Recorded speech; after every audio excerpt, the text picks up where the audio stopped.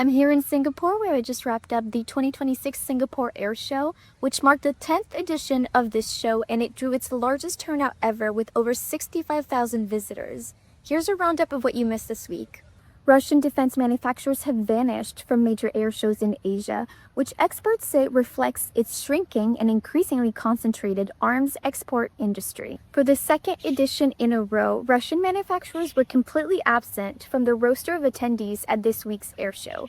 They used to have a much larger presence, have unveiled pavilions here, and even used to bring a lot of different aircraft models, but this week it was completely radio silence. As anticipated, AI and drones were a huge part of this week's air show.